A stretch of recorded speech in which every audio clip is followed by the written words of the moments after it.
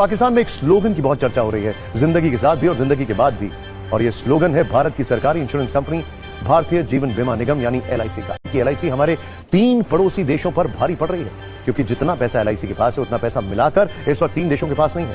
दरअसल देश की सबसे बड़ी इंश्योरेंस कंपनी एलआईसी का फंड साइज 50 लाख करोड़ रुपए के पार पहुंच गया है। सालाना आधार पर देखें तो एलआईसी की संपत्ति पिछले वित्तीय वर्ष के मुकाबले 16.48% बढ़ गई है, लगभग 16.5%।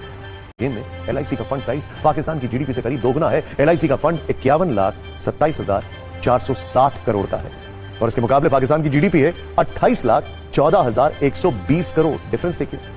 लेकिन आज जब हमने पाकिस्तान वर्सेस एलआईसी पर रिसर्च की तो एक और दिलचस्प आंकड़ा सामने आया और वो है कि पाकिस्तान जवानों की संख्या 6,60,000, लेकिन भारत की एलआईसी के एजेंटों की फौजी इससे 2 गुनी ज्यादा है, क्योंकि एलआईसी के पास इस वक्त 13,47,000 एजेंट हैं।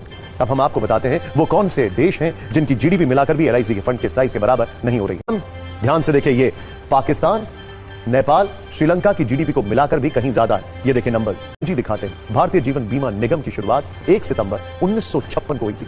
तब केंद्र सरकार की ओर से एलआईसी को 5 लाख रुपए दिए गए थे और मौजूदा वक्त में एलआईसी देश की 7वीं सबसे बड़ी कंपनी है, जबकि भारत की सबसे बड़ी इंश्योरेंस कंपनी। मौजूदा वक्त में देश में एलआईसी के 28 करोड़ 30 लाख पॉलिसी धारक है। यानी एलआईसी की सत्ता पाकिस्तान की सत्ता के साथ साथ 3 देशों पर अकेले भारी पड़ रही है।